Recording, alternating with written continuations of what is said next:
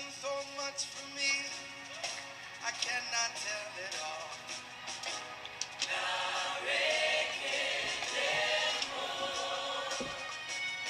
If I had 10,000 tongues, it still wouldn't be enough.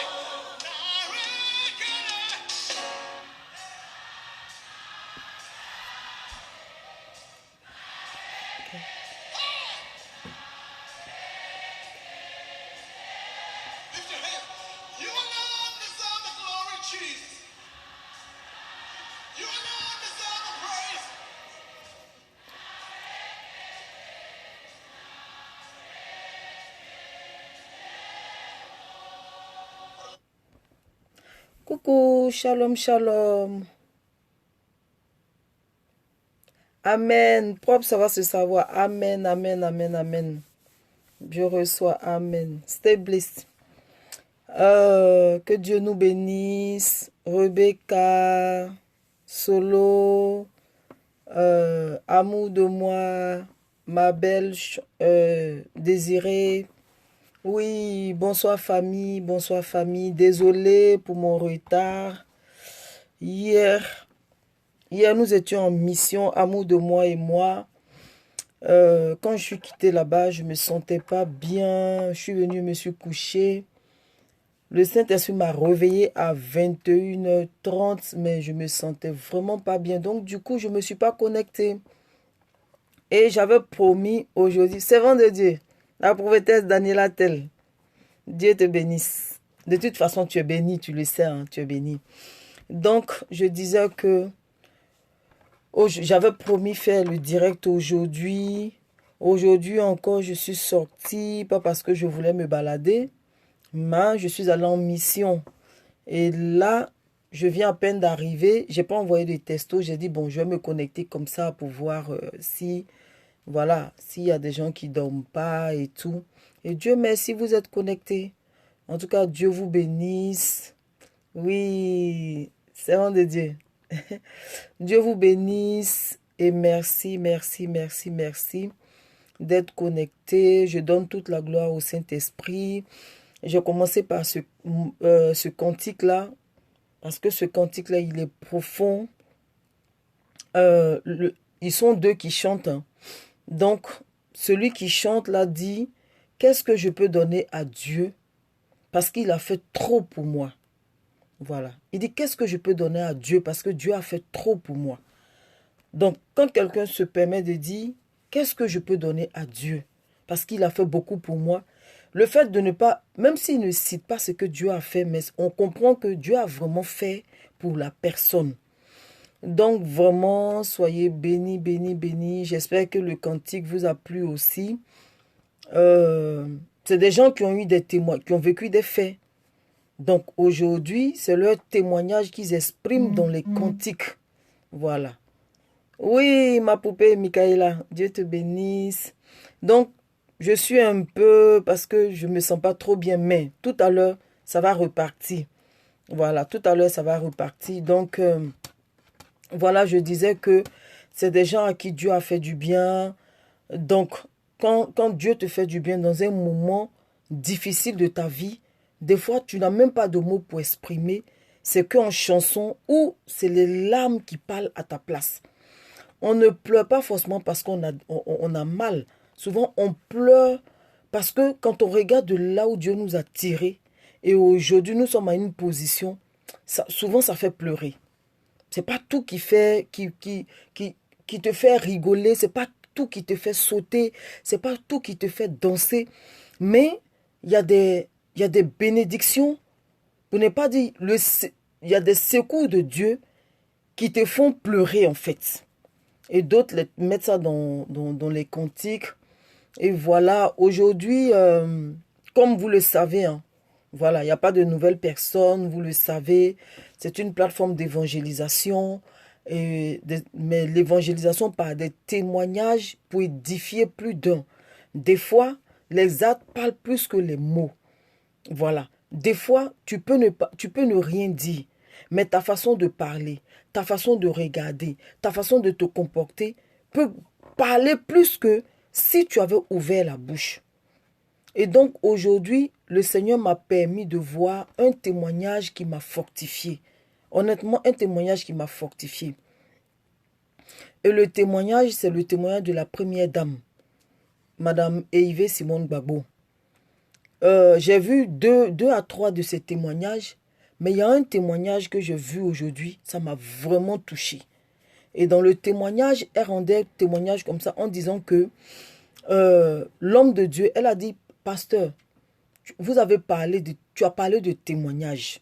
Et comme tu as parlé de témoignage, je voudrais aussi apporter mon témoignage à moi. Donc, elle disait que quand le Seigneur lui a démontré sa fidélité, il n'a pas demandé à elle d'être fidèle, mais lui, Dieu, il devait lui démontrer à elle sa fidélité. C'est-à-dire que Dieu devait démontrer lui sa fidélité à la première dame. Donc, elle dit que sous les bombardements et tout ça, Dieu lui a dit, restez tranquille et regardez. Et quand ils sont restés, parce qu'ils priaient, elle dit, ils étaient tout en prière. Donc, et Dieu lui a dit, restez tranquille et regardez. Et Dieu merci, effectivement, malgré les bombardements, personne n'a été touché. Elle dit, personne n'a été touché. Au point où, quand on les a attrapés, c'est dit ceux-là même qui les ont attrapés, les ont habillés avec des gilets pare-balles. De telle sorte que rien ne puisse les arriver. Mais sinon, avec les bombardements, logiquement, ils devaient même plus être en vie. Et elle a dit, regardez Kadhafi. Kadhafi et son épouse. Quand on les a bombardés, eux, ils sont morts. Mais nous, on nous a bombardés, nous ne sommes pas morts. Et ce n'est pas ce qui m'intéresse. Ce qui m'intéresse, c'est qu'elle a dit, pasteur, tu as parlé d'évangélisation. Et que l'évangélisation, je veux apporter aussi ma pierre à l'édifice. Et elle a dit que il fut un moment de sa vie où elle pleurait. elle n'arrêtait pas de pleurer. Elle pleurait, elle pleurait, elle se lamentait devant Dieu, elle criait et tout ça. Et pendant qu'elle pleurait, elle parlait à Dieu. Seigneur, tu as vu ce que nos ennemis nous ont fait. Tu as vu ce que les rebelles nous ont fait. Tu as vu ceci. Seigneur, pourquoi? Elle se plaignait en fait. Et puis elle disait, dans sa prière, elle disait, Seigneur, il faut les tuer. Seigneur, il faut les taillader. Seigneur, il faut faire ceci. Seigneur, il faut faire cela. Et Dieu lui a dit, qui suis-je pour toi? Et puis elle a dit, tu es mon père. Il dit, tu es sûr que je suis ton père? Elle dit, oui, tu es mon père. Et il va lui demander, donc si je suis ton père, je suis aussi le père des Ivoiriens. Elle dit, oui. Elle dit, mais Seigneur, c'est quelle question tu me poses? Mais oui, tu es notre père et tout ça. Il dit, bon, si tu reconnais que je suis le père des Ivoiriens, c'est que je suis aussi le père des rebelles. Elle dit, selon ce qu'elle a dit, elle a dit, mais oui. Après réflexion, elle dit, mais oui, tu es le père aussi des rebelles et tout ça. Il dit, bon, si tu reconnais que je suis ton père, si tu reconnais que je suis le père des Ivoiriens, si tu reconnais que je suis aussi le père des rebelles, tu ne peux pas me demander de les tuer. Que moi, j'ai mal de voir mes enfants qui s'égarent. J'ai mal de voir mes enfants qui sont égarés. J'ai mal de voir mes enfants qui ne me connaissent pas. J'ai mal de voir mes enfants qui ne parlent même pas avec moi, qui ne me considèrent pas. Je cherche un moyen pour les faire revenir et toi, tu me demandes de les tuer. Donc elle dit, si toi, tu es une mère, et la première dame dit, oui, je suis une mère, que si ton enfant est allé faire un dégât énorme chez le voisin, et que le voisin maintenant veut aller porter plainte. Alors que si le voisin porte plainte, ton fils ou ta fille, on va la mettre ou on va le mettre ou on va la mettre en prison. Qu'est-ce que sera ta réaction? Elle dit non, je vais me couler devant lui-même, lui demander pardon et tout ça. Et, oui, shalom maman. Donc elle dit, donc le Seigneur lui dit, tu vois, toi, pour ton enfant, tu veux aller demander pardon. Quand bien même que tu réalises le dégât que ton enfant a causé, tu veux quand même aller demander pardon au voisin. Donc, mets-toi maintenant, moi, à ma place. Moi, à ma place avec les rebelles. Et tu me demandes de les tuer. Je ne peux pas les tuer parce que eux aussi, ce sont mes enfants. Je cherche des personnes aussi qui vont prier pour eux. Elle dit quand le Seigneur lui a parlé comme ça, en tout cas le témoignage est très beau. J'ai partagé même avec pas mal de personnes ce matin. Donc elle dit que quand le Seigneur lui a parlé comme ça, même quand elle rendait le témoignage, ça m'a tellement touché, tellement touché. Effectivement, c'est nous les hommes qui mettons des limites. Mais Dieu nous a fait comprendre qu'il est le Père de tout le monde. Il est le Père de tout le monde. C'est pas parce que lui, il est voyou, c'est pas parce que lui, il est bandit. Je ne rentre pas dans l'aspect politique. Non, je veux rectifier quelque chose. Je ne rentre pas dans l'aspect politique. Je veux parler du témoignage de la dame qui m'a fortifié. Je veux parler du fait que Dieu nous fait comprendre que nous, en tant qu'êtres humains, des fois, quand on voit quelqu'un qui commet une erreur, on voudrait que Dieu tue la personne. On voudrait que Dieu corrige la personne. On voudrait que Dieu bannisse la personne. Alors que ces personnes-là sont aussi les enfants de Dieu. C'est ce que le Seigneur voulait nous faire comprendre. Que ceux-là aussi, même s'ils sont des voleurs, même s'ils sont des brigands, même s'ils sont, les rejetés de la société, ce sont aussi mes enfants. Et que je souffre de les voir dans cet état-là. Maintenant, vous qui me connaissez, au lieu de prier pour que je puisse, je m'appelle, les ramener, vous priez pour que moi je les tue.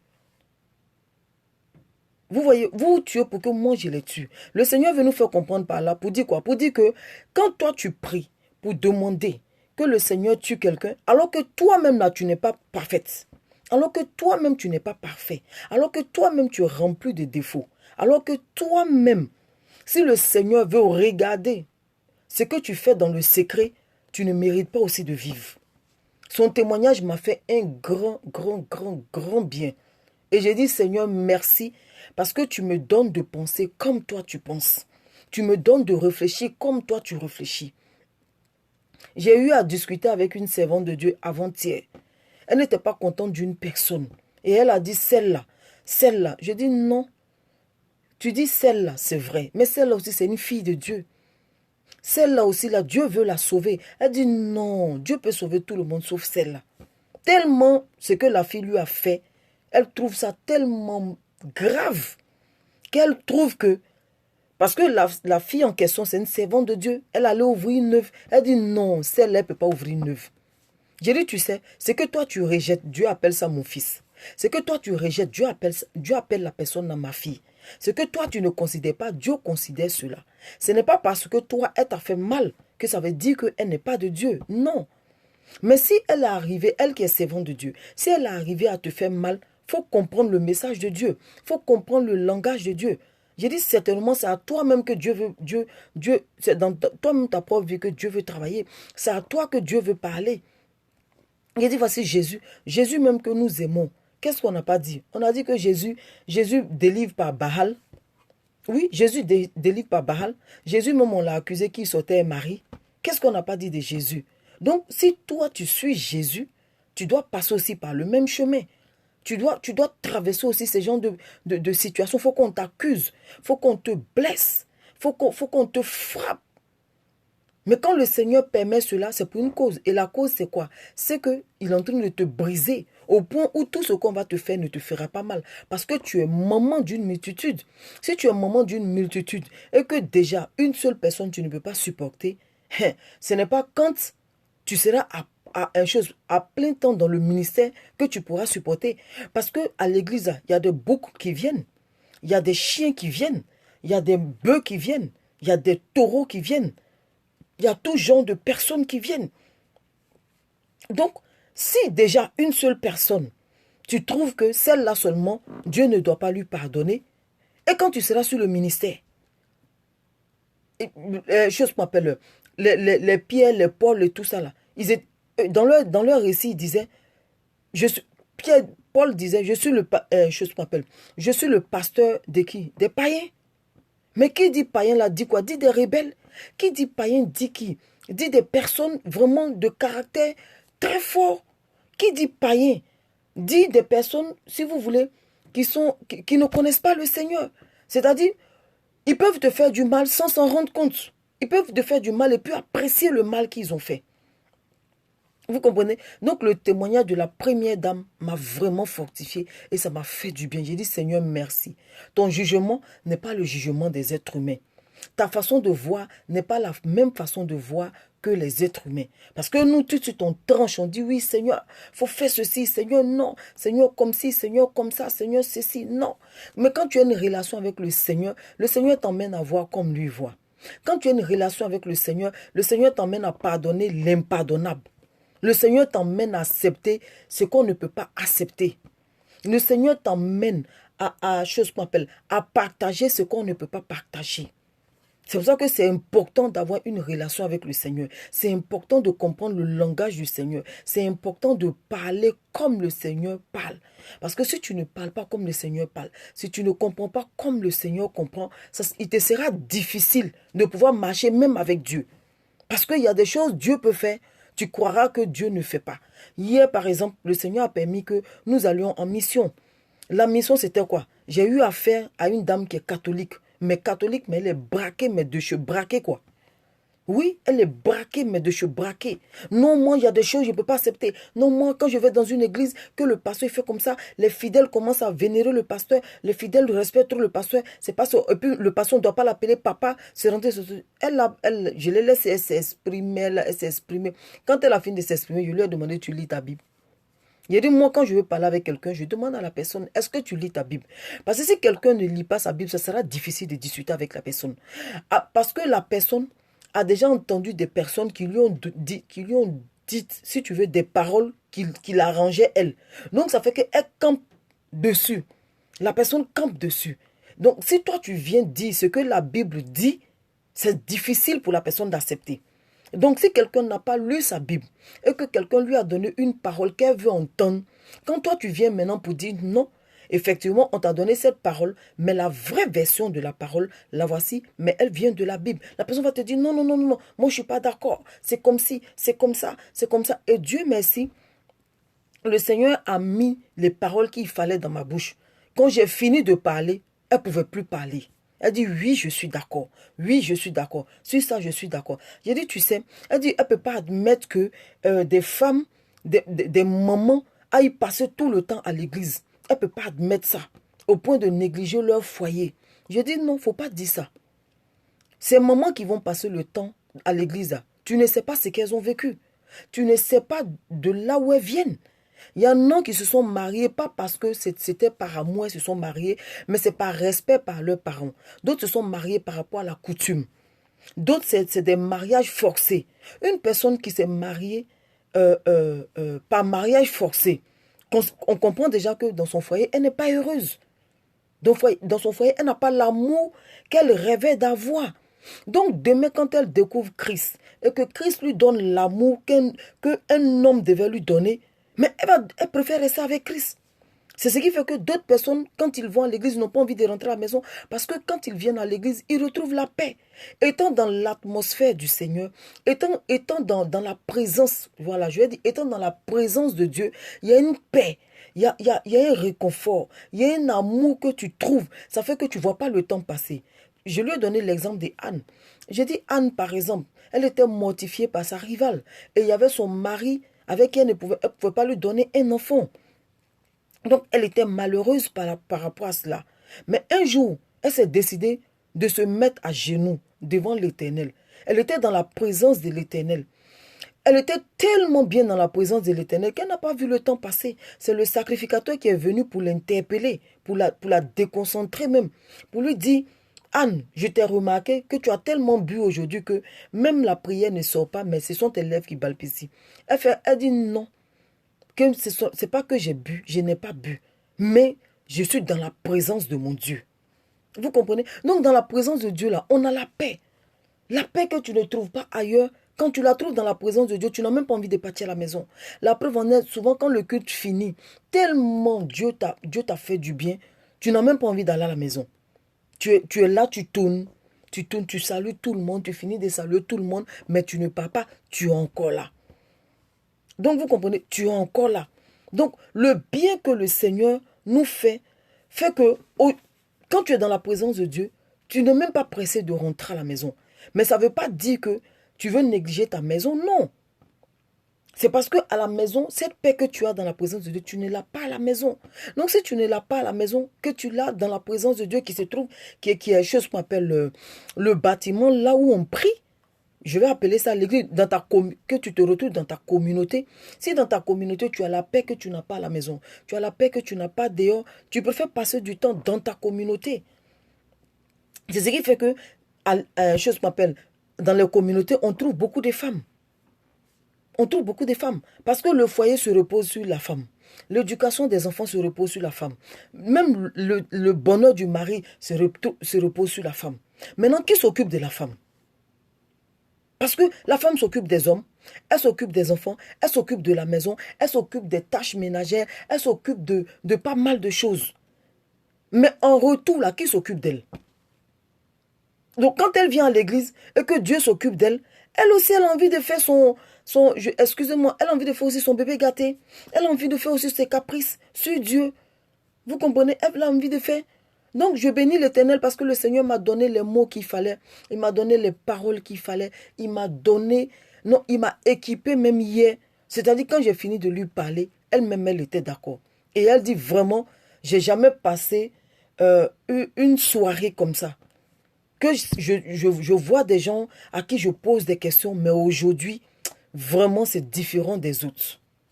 Vous comprenez? C'est différent des autres. Donc la dame, je reviens sur la première dame. La première dame, elle a dit, pasteur, tu parles d'évangélisation. Et moi aussi, je veux apporter ma pierre à l'édifice. Mais elle n'a pas prêché. Elle n'a pas enseigné. Elle a seulement apporté son témoignage. Mais son témoignage était plus qu'un enseignement. Son témoignage était plus qu'une prédication. Et c'est ce que moi je suis en train de faire. C'est ce que le Seigneur m'a demandé de faire. De faire des directs, mais pas d'évangéliser, mais par des témoignages. Parce que les témoignages parlent plus que, si vous voulez, les mots. Les témoignages parlent plus que...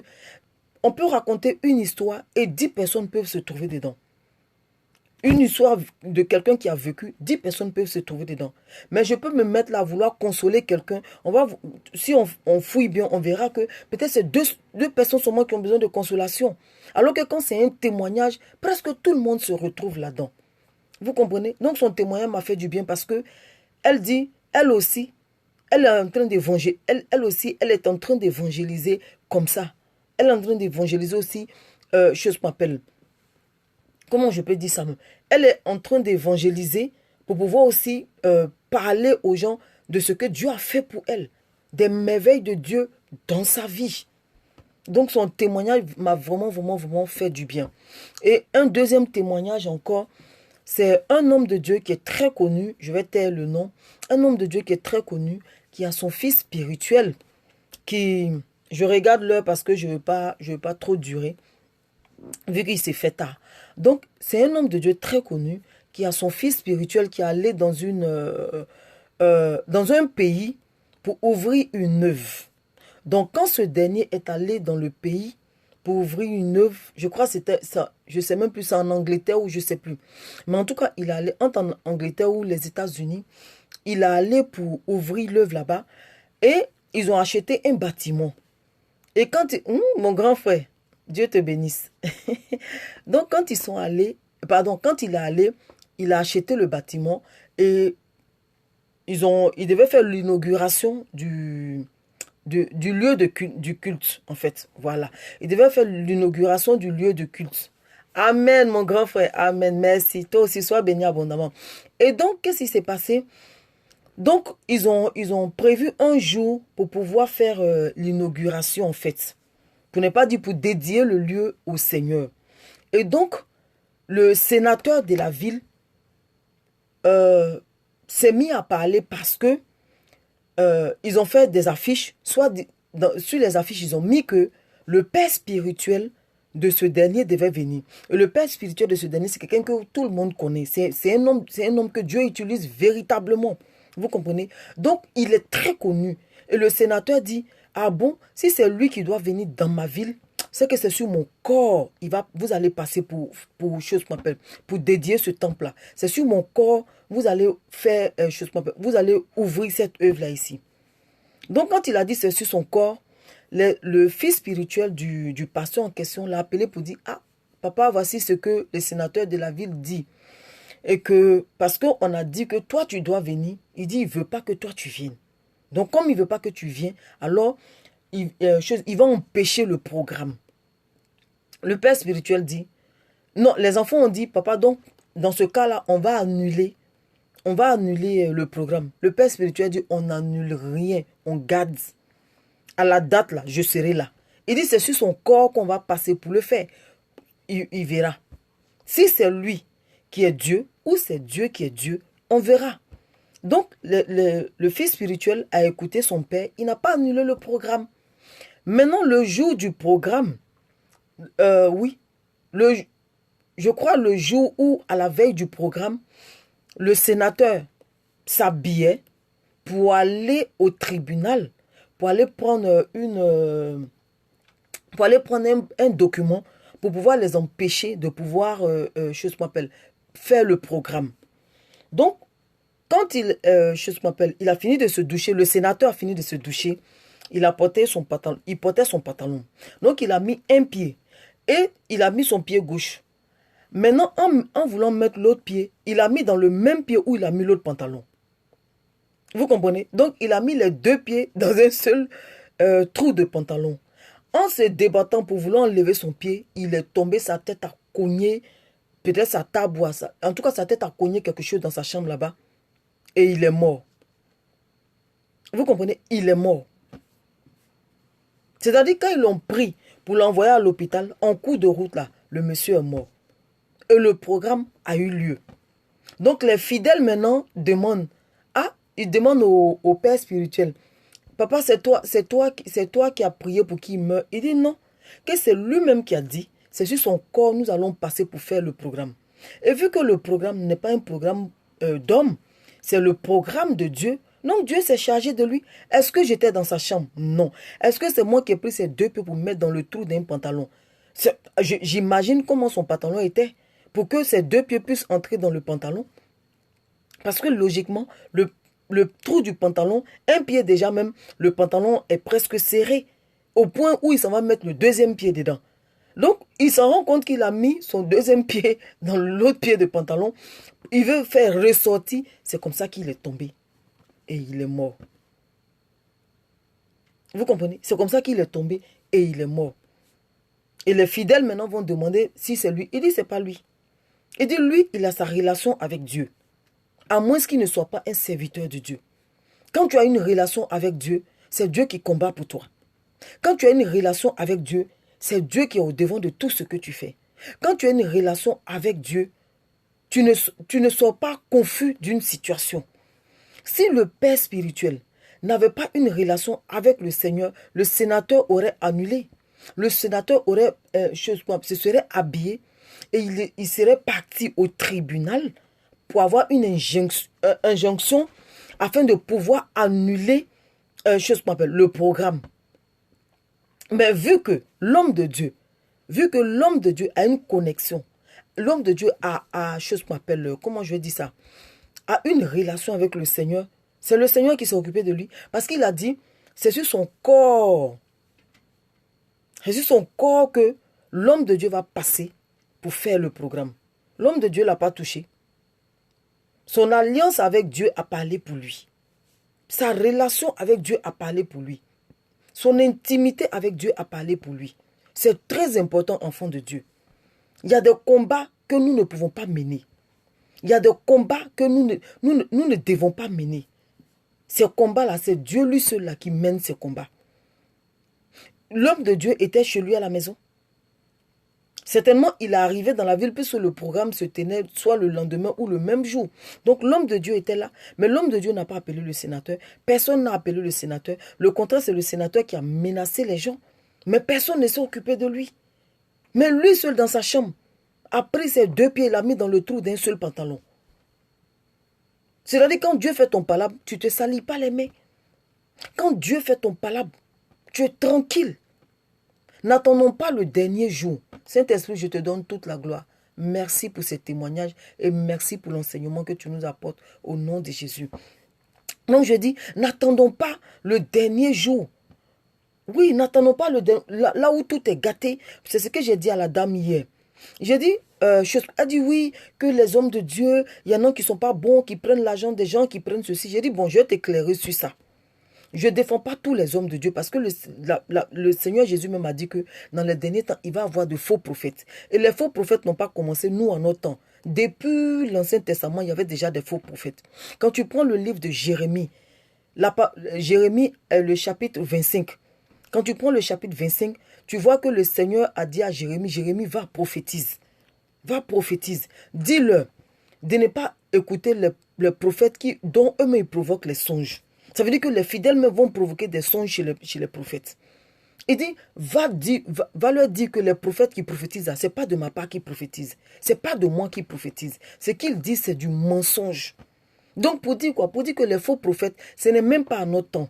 Les faux prophètes, c'est depuis longtemps. Depuis longtemps. C'est depuis l'Ancien Testament.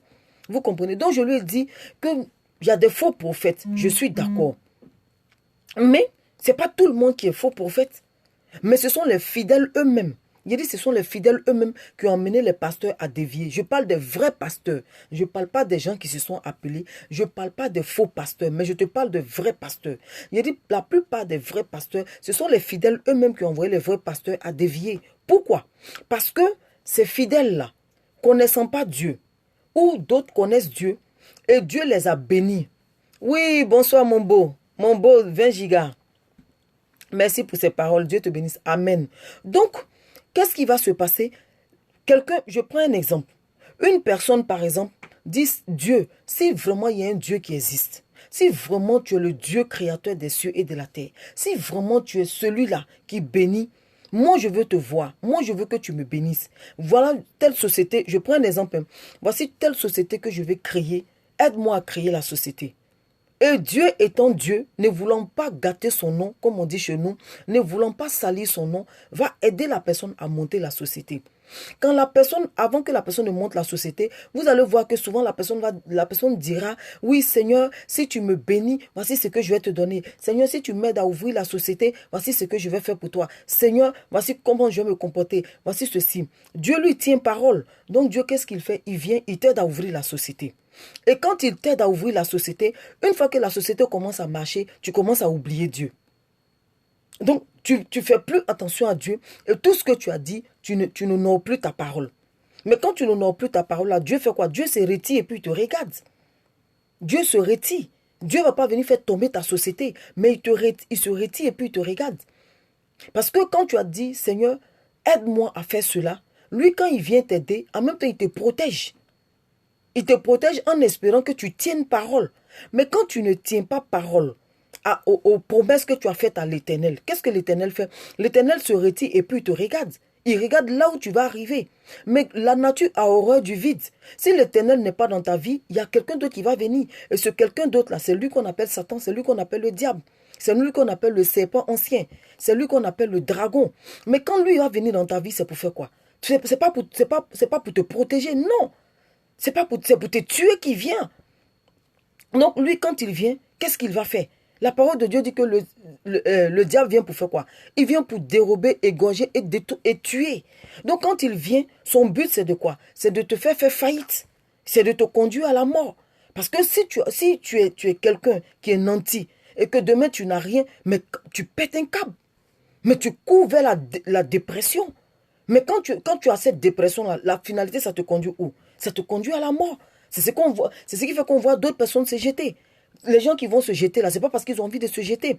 Donc bref, je reviens à ce que je disais. Et donc quand toi tu ne tiens pas promesse, pendant que l'Éternel a tenu sa promesse, l'Éternel t'a aidé à monter ta société. Avant que tu ne montes la société, il y a ce que tu as dit à l'Éternel. Il y a des paroles que tu as dites qui ont encouragé l'Éternel à t'aider à monter la société. Et aujourd'hui que tu as ouvert ta société, qu'est-ce qui se passe? Tu oublies l'Éternel. C'est maintenant que tu trouves qu'à l'église, c'est un fardeau pour toi. C'est maintenant que tu trouves que tu ne dois pas donner ta dîme. C'est maintenant que tu trouves que tu ne dois pas donner des offrandes, tu ne dois pas t'occuper des gens. En fait, tu as des tas d'arguments pour ne plus venir à l'église ou pour ne plus prier. L'Éternel lui dit rien, il te regarde. Il regarde jusqu'où tu vas arriver. Et en cours de route, tu commences à faire faillite. Pour ne pas dire que tu fais faillite. Et quand tu fais faillite, c'est là maintenant que tu vas commencer à chercher qui? Les hommes de Dieu pour que les hommes de Dieu prient pour toi. Mais quand tu viens vers ces hommes de Dieu-là, aie le courage de dire à ces hommes de Dieu-là que tu as été ingrat vis-à-vis de Dieu. Mais généralement, les gens ne le disent pas.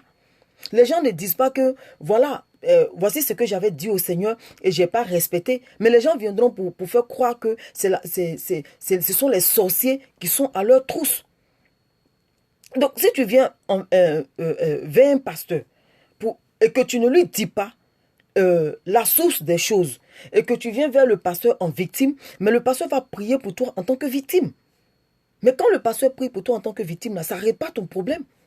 Ça ne règle pas ton problème parce que on n'a pas traité le problème à la source. La source, c'est que tu as été ingrat. La source, c'est que tu n'as pas tenu parole. Tu n'as pas tenu à ta promesse.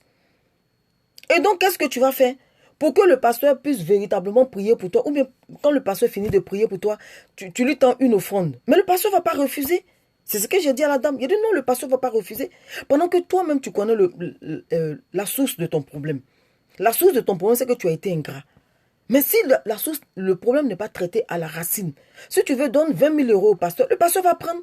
Si ça se trouve que le pasteur a des factures à payer, Joe, qui va refuser? Je vais prendre. Je ne t'ai pas demandé. J'ai prié pour toi. Tu m'as béni. Je prends. Je prends.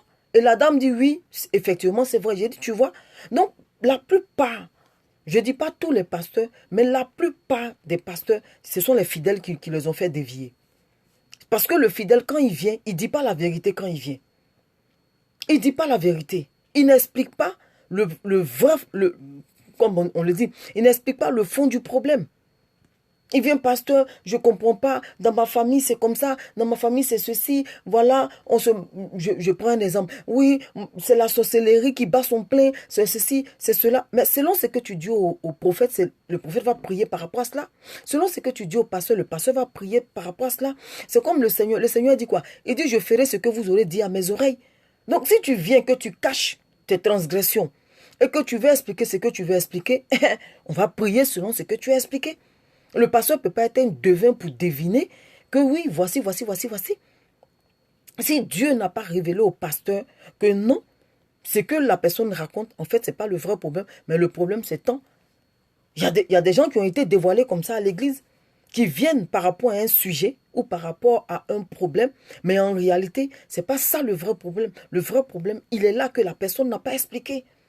Donc quand j'ai dit ça, la dame a dit, effectivement, c'est vrai que effectivement c'est nous-mêmes les choses. Il a dit oui, il y a beaucoup qui se promènent comme ça, avec des malédictions sur les têtes, mais ne diront jamais que oui, voici ce que j'ai fait et ça a engendré ceci. Mais ils se feront toujours passer pour des victimes. Ils viendront dans la peau d'agneau pendant qu'ils sont de vrais loups. Pendant qu'ils sont de vrais loups. Donc tu ne peux pas accuser tous les pasteurs, soit disant que les pasteurs sont faux. Non, je suis désolé. J'ai dit, tous les pasteurs ne sont pas fous. Je suis désolé. Et puis hier même, ça ne m'est pas venu à l'esprit. Sinon, je lui aurais demandé, quel est le pasteur qui t'a escroqué, toi? Quel est le pasteur qui a pris quoi que ce soit dans ta main? Aucun pasteur n'a pris quelque chose. Parce que quand elle parlait, elle est catholique. Donc, aucun pasteur n'a pris quelque chose dans sa main. Mais c'est selon le témoignage des uns et des autres qu'elle s'est fait une idée. Je lui ai dit, il ne faut pas penser à la place des gens. Il ne faut pas parler à la place des gens. Parce que tu vas te retrouver dans une malédiction que tu ne pourras pas gérer. Parce que quand les gens viennent parler, ce n'est pas ce qui est vrai que les gens disent. Non. Les gens expliquent ce qu'ils ont envie d'expliquer. Les gens disent ce qu'on doit savoir. Mais ce qu'on ne doit pas savoir que Dieu sait, les gens n'en parlent pas. Donc très souvent, chacun sait. Pour ne pas dire, le fidèle qui vient vers toi connaît son véritable problème. Je ne généralise pas pour dire que c'est tous les fidèles. Non, je parle d'une catégorie de fidèles. Je parle d'un certain nombre de personnes. Je ne parle pas de tout le monde. Je ne généralise pas pour dire que oui, c'est tous les fidèles. Non, il y a des gens vraiment, il y a des gens effectivement dans leur famille qui, voilà, qui sont si vous voulez, qui croupissent sous le poids de la sorcellerie. Ça existe. Mais je parle des personnes qui connaissent la source de leurs maux, mais qui cachent cela, mais qui viennent en agneau comme s'ils étaient, voilà, blancs-seins, et que oui, ce sont les sorciers qui sont à leur trousse. Pourtant, eux-mêmes ont provoqué leur malédiction. Je parle de ces gens de personnes, en fait. Donc, c'est très important, je reviens, c'est très important d'avoir une relation avec le Seigneur. C'est très important d'être un avec le Seigneur. C'est très important de communiquer avec le Seigneur. Par rapport aux deux témoignages que j'explique, vous qui venez de prendre, que Dieu vous bénisse. Aziz, Dieu te bénisse. Homme de Dieu, Virgile, voilà, Dieu vous bénisse. Couronne de gloire, Dieu te bénisse, ma chérie. Donc, pour les deux témoignages que j'ai racontés avant d'en arriver là, vous voyez, ces deux personnes, l'autre vient d'avoir une relation avec le Seigneur et l'autre a déjà une relation avec le Seigneur. Donc, dans les deux cas, on a vu comment Dieu a agi. Dans les deux cas, parce que le premier cas, pour vous qui venez d'arriver, dans le premier cas, la personne venait d'avoir une communion avec le Seigneur. Donc, la personne a vu plus ou moins comment Dieu fonctionne, comment Dieu parle, comment Dieu voit les choses.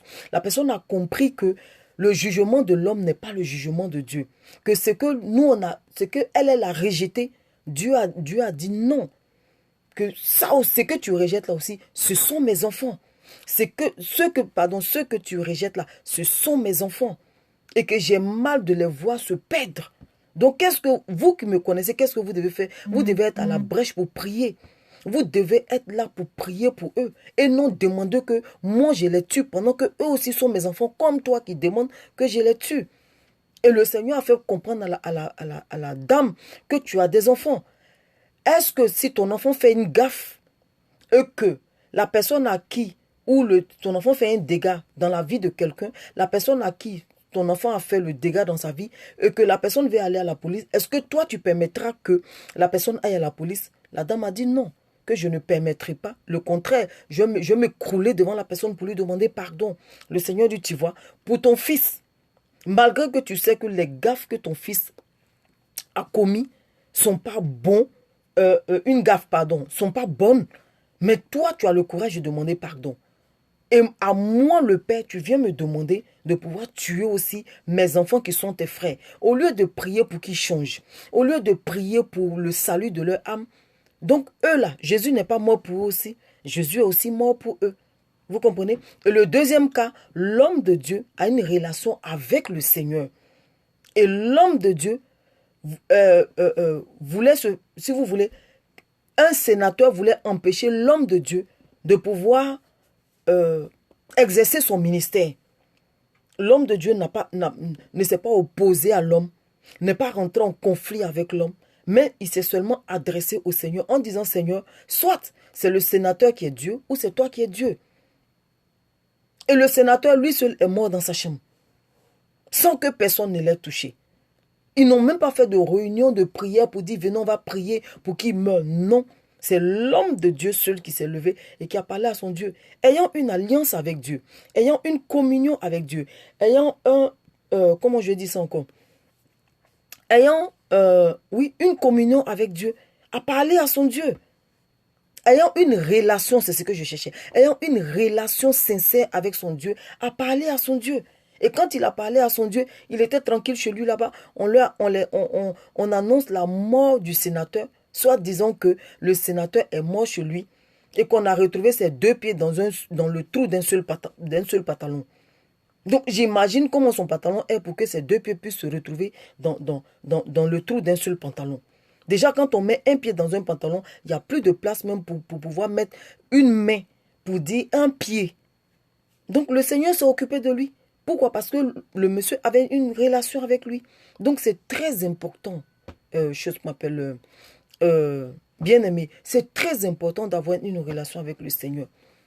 Donc j'espère que ces deux témoignages, pour vous qui avez pris en cours, je suis pas, en fait, j'ai pas réexpliqué les témoignages, j'ai juste pris un peu pour un bout pour vous expliquer. Mais ceux qui étaient là au début ont compris parce que j'ai expliqué le témoignage en long et en large. Voilà, donc c'était deux cas de deux personnes qui avaient deux relations différentes avec le Seigneur. Et malgré leurs deux différences, le Seigneur a agi selon les relations que les personnes avaient avec le Seigneur. Donc pour nous montrer que nous devons avoir une relation sincère avec le Seigneur. Donc j'espère que ces deux témoignages nous ont fortifiés. Je ne me sentais pas bien, mais j'ai fait l'effort de venir quand même, voilà, apporter ma pierre à l'édifice. Et j'espère que les deux témoignages ont parlé à chacun d'entre nous. Et j'espère que les témoignages là parleront aussi à d'autres personnes, peut-être qui sont dans le même cas. Donc vraiment, famille, que Dieu nous bénisse. Merci à vous.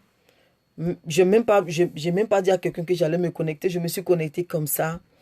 Puisque c'est hier que je devais faire le direct. Et puis, je ne me sentais pas bien.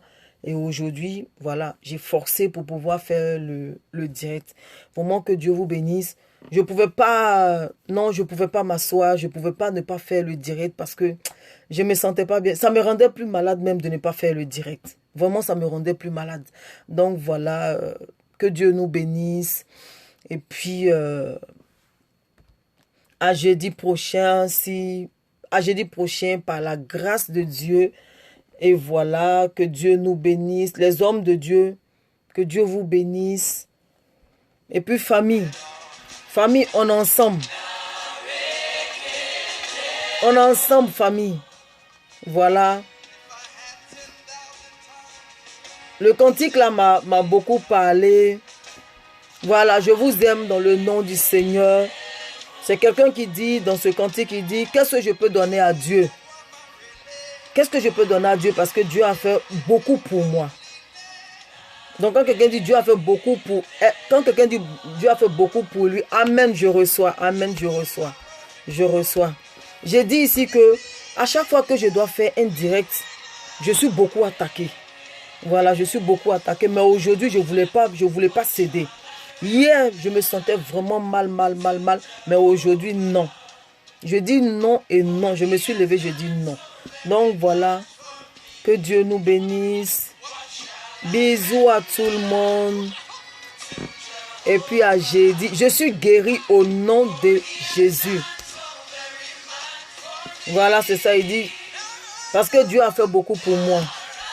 Donc voilà, bisous famille, je vous aime. À jeudi prochain ou vendredi par la grâce de Dieu. Et j'espère que le témoignage vous a fait du bien. J'espère que Dieu a parlé à chacun d'entre nous. Donc voilà, chacun apporte sa pierre à l'édifice. Bisous. Et puis, Dieu merci. J'ai pas duré parce que je voulais pas durer. Donc voilà.